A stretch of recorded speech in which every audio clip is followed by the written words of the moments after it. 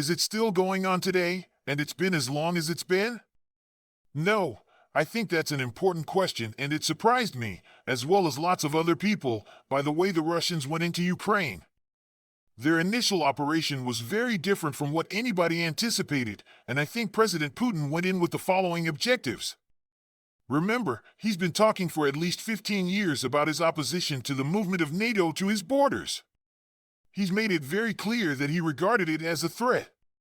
One of the reasons he moved into Crimea was that he saw that becoming a NATO naval base, principally for the U.S. Navy, obviously, in the Black Sea.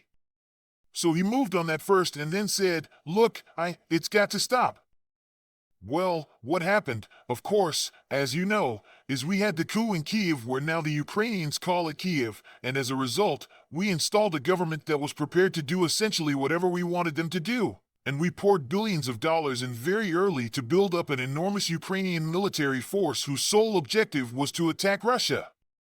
And it wasn't very long before Putin concluded that if I don't act soon, I'll have missiles sitting on my border that will be able to reach my nuclear deterrent in no time and rob Russia of any sort of security at all.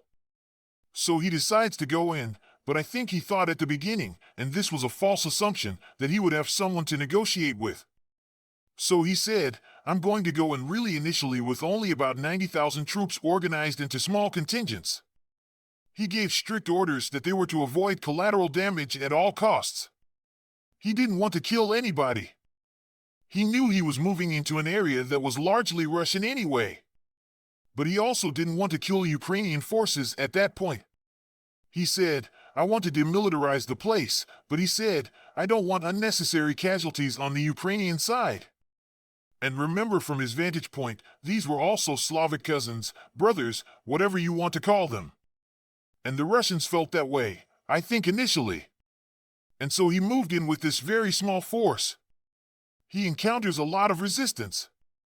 I think the resistance is exaggerated in the sense that the Russians have never taken heavy casualties, but nevertheless, he encountered a great deal of resistance, but most importantly, when he met with people for negotiations, he discovered there's no willingness to reach an agreement because Washington principally is in charge.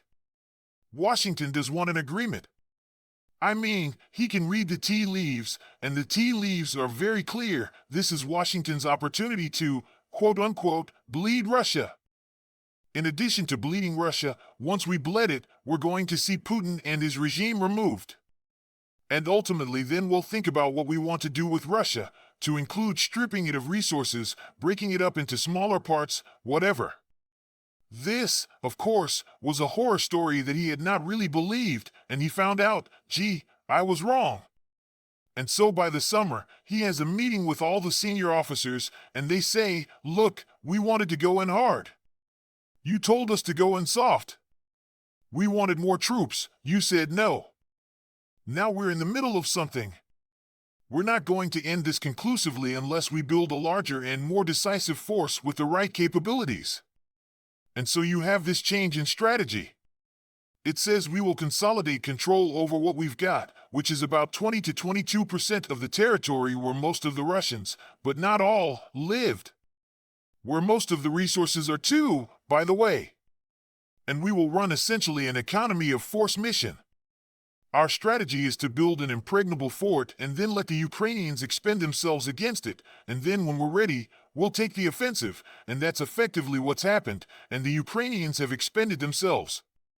They're now at a point where I would say there's practically nothing left. Anybody who is really trained to do much is dead or wounded. It depends on which source you want to trust, but it runs from 250,000 dead up to 300,000 dead to 350,000 dead on the Ukrainian side. And that's military force, not. Yeah, that's just soldiers. That's just soldiers. Now, I don't know how many civilians have been killed, and I'm very, very suspicious of that because despite the change in strategy that has resulted, he has always been unwilling to kill the, quote-unquote, innocent. So, if he strikes something or you see, yeah, President Putin. Yeah. So, if you see a strike going somewhere, as we did quite recently, the objective was to kill, frankly speaking, foreign forces that were billeted hotels, including US, UK, and others because he's been warning everybody in NATO get out. If you don't get out, you're going to be at risk, and then, of course, next to it, I guess was a school or something, and so immediately, the Ukrainians say, see, the Russians are killing people in schools. You know, we went through this repeatedly where the Ukrainians would set up gun positions inside hospitals, schools, malls, and once that happened, the Russians had no choice but to destroy those gun positions, which meant that they were inevitably attacking what were formerly only civilian targets. I mean, this is not, we've been through this in the Middle East. We've experienced something similar. So the bottom line is that now we're at a point where the Ukrainians really have expended virtually everything they've got. They're now talking about mounting one last counteroffensive. I don't know how they're going to do it. Whatever they do, it won't succeed. They have no chance of breaking through Russian defenses. In the meantime, I think we've had a certain amount of unrest in the senior ranks of the Russian military because a lot of the senior officers want to end this war, and they're very concerned about. There's a lot of senior officials? General officers in the Russian army, the senior general. So, then there's a misalignment between Putin and his leaders. Well, I don't know if I'd call it a misalignment as much as Putin is still reluctant to take decisive action to end the war quickly because he's concerned about our predisposition to intervene. The great fear from the beginning has all been that once it became clear that the Ukrainian position was hopeless, there would be pressure in Washington to intervene to rescue what's left. We almost have to protect our $150 billion auto investment. It's almost a. If you think about it, it's like hedging. If that does happen, hey, we're so in it now that we said once we're not going to send them tanks if we do, it's going to be this now we're talking, planes and all this stuff. We almost have to defend Ukraine now.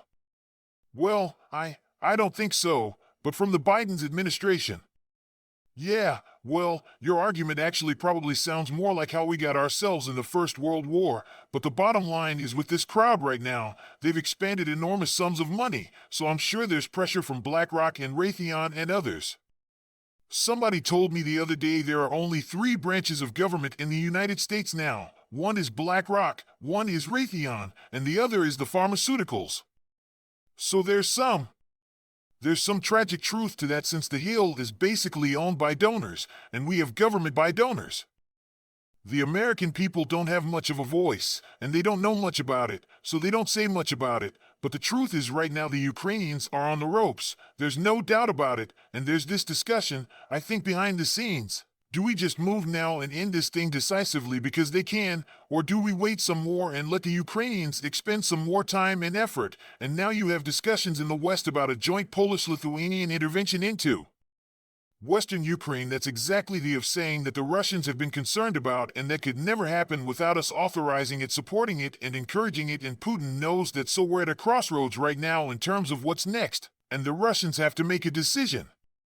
There's a lot there, I'm sorry, Tom, there's a lot there that we covered a few things, so from a strategist standpoint, okay, the world when they think about who Putin is, former KGB, this guy is going to be a shrewd guy. He's going to be 15 steps ahead, or he's going to identify his next 5, 10, 15 moves. So you're going to sit there and say, if we do this, that guy's going to do this, if we do this, or we're going to push NATO to want to move quicker to support them. If we do this, maybe it's going to be easier to take over a part of Ukraine that we want under Biden, not Trump, because I'm picturing him as a guy that sat there with his generals looking at every single possibility that could happen.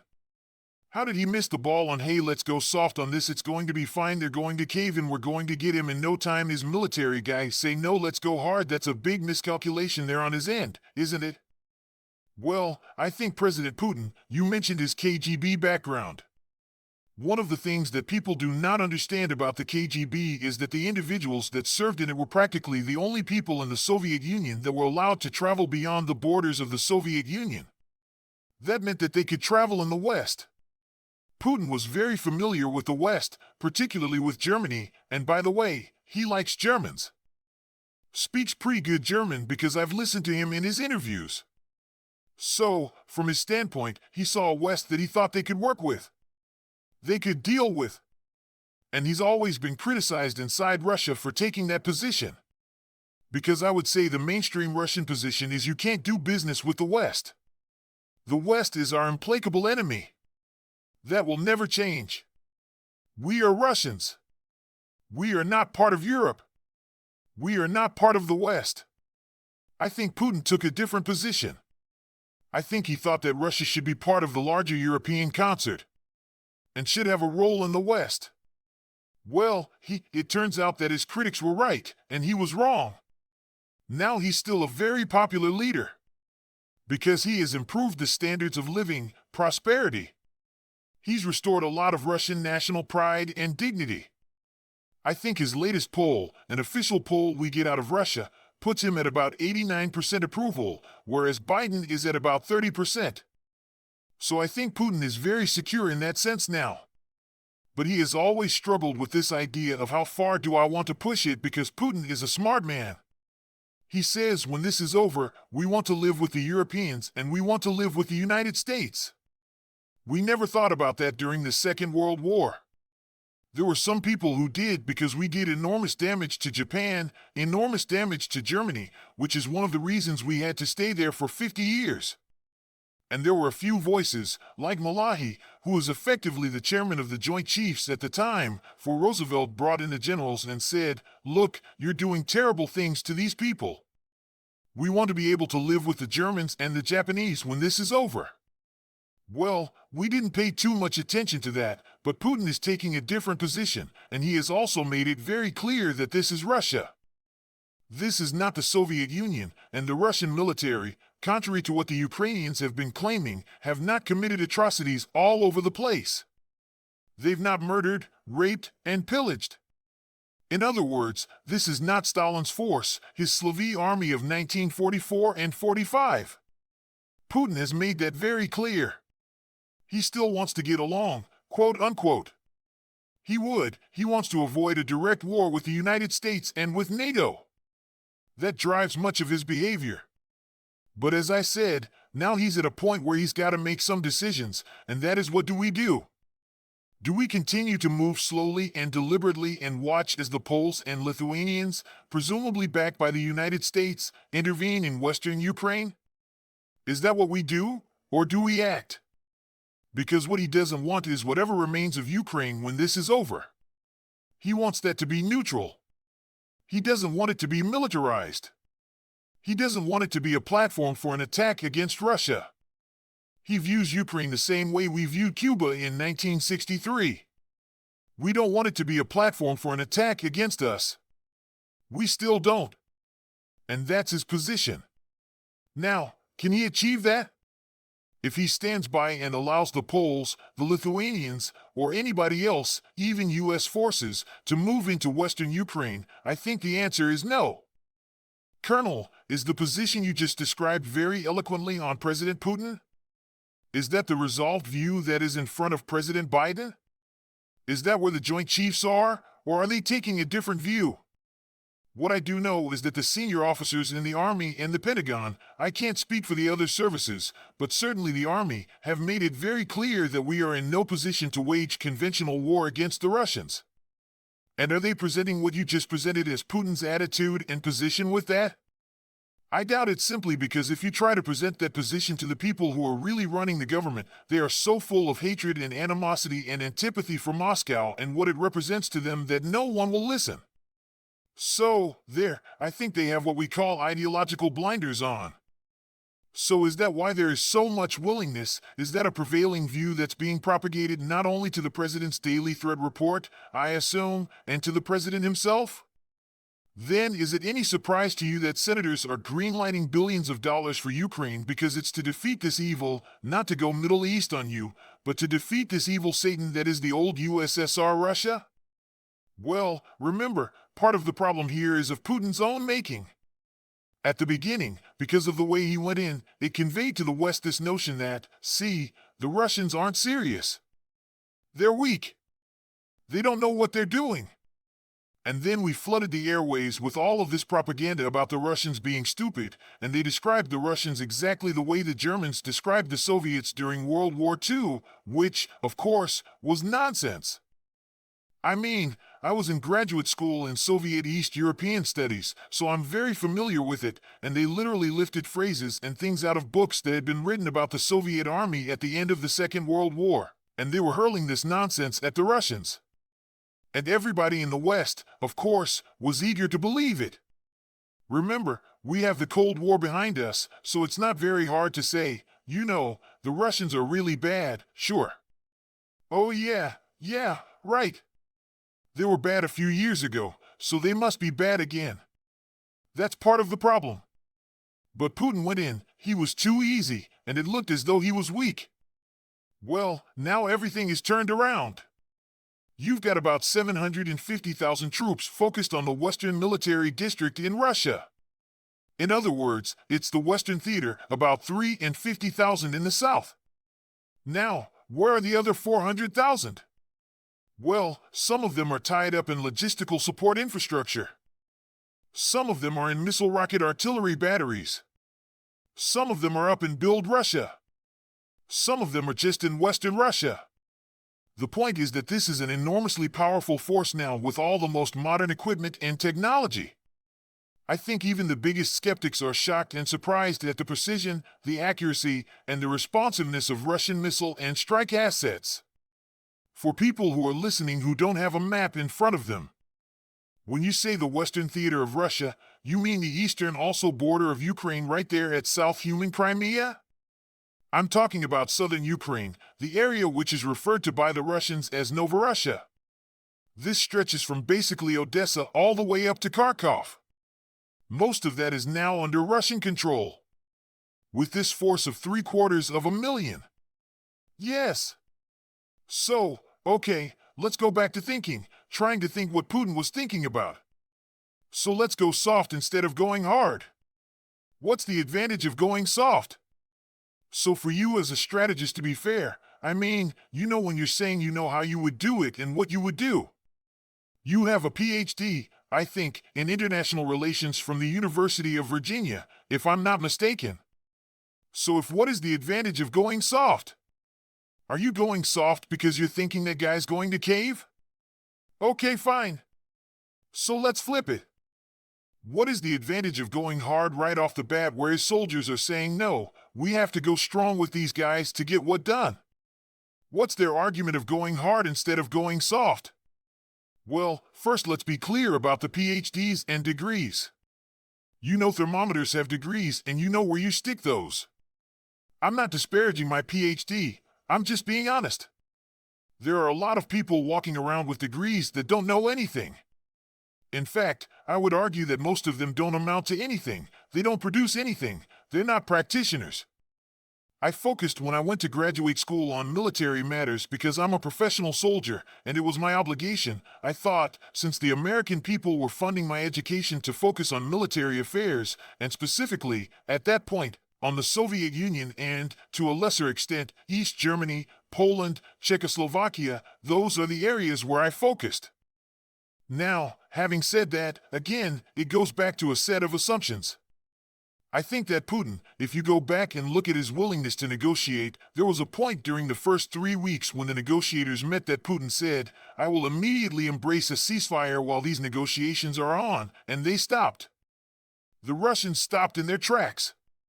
Of course, people in the West said, well, that's because they're logistically unsustainable, and all, but that wasn't true. He was sending a signal. I'm serious, I'm willing to negotiate. And remember that the whole thing revolved around the Minsk Accords.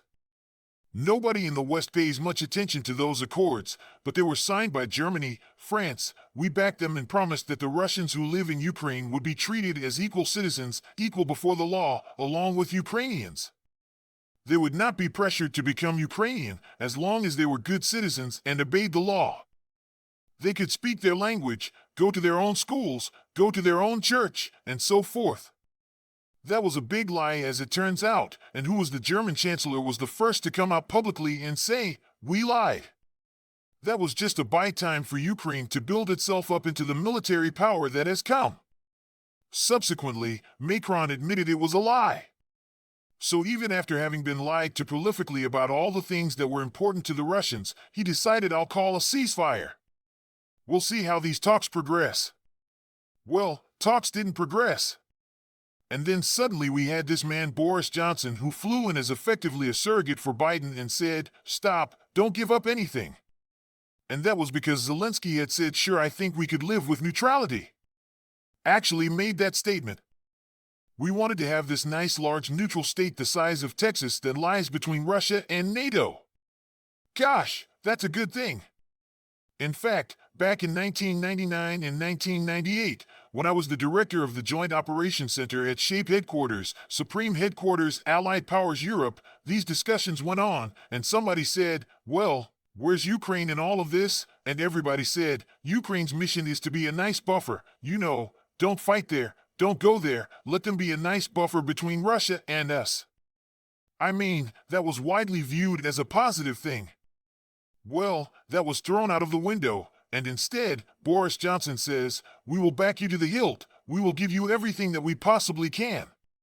Your job is to go out there and fight, and we'll back you, and eventually, we will be victorious, the Russians will collapse, Putin will be gone, etc., etc., etc." None of that's happened, and today Russia is stronger, I would argue economically, than it was before the war began.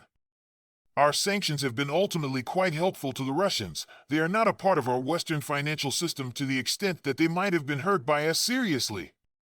How have the sanctions been helpful to Russia?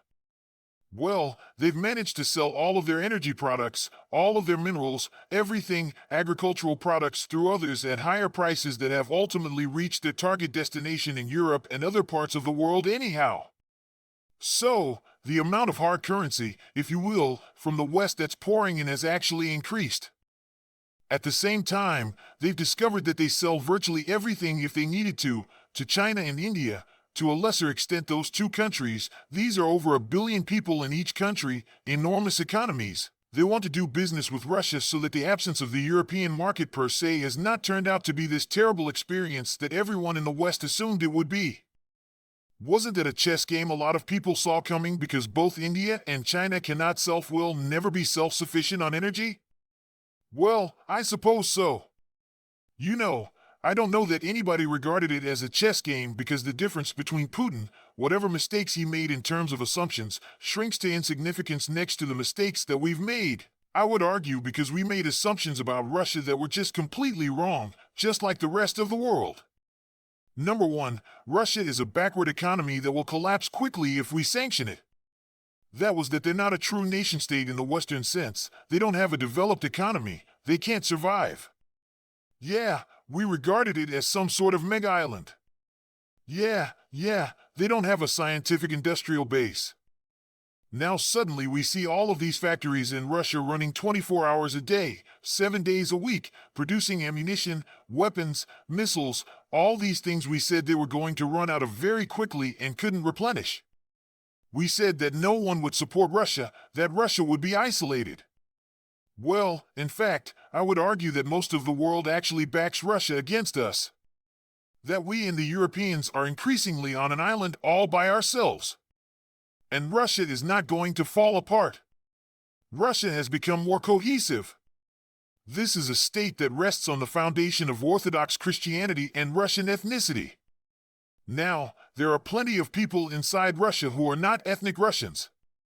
Those people are treated very well. They are treated as equal partners inside Russia. All you have to do is look at the Chechens. And the Chechens are brilliant soldiers, by the way.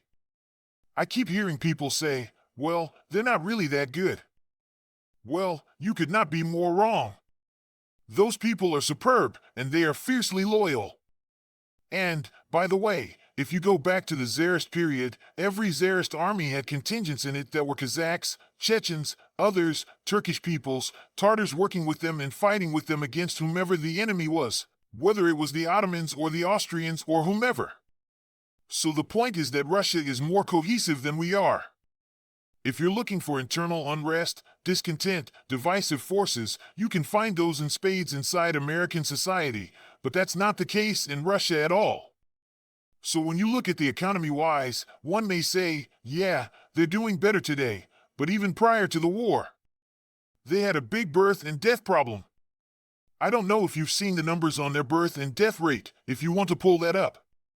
That's not a good look. The closest thing you can compare that to is a case study. They're having more people dying than being born. There's only one other country you can compare this to, and you know who that is. It's one of the allies, it's China. Those guys have the similar issue. India is a complete opposite. And we're not doing that great ourselves, but Russia's not a good place when it comes down to that. But I want to go back to the thought. Oh wait a minute before you leave. Yeah. Putin agrees with you. Yeah. And Putin has tried very, very hard to reverse that. The first thing he tried to do was to prevent the brain drain. Everybody with any talent or ability had been getting out of Russia since 1992. So he's tried to reverse that. I think he's had some success. He's tried to encourage people to have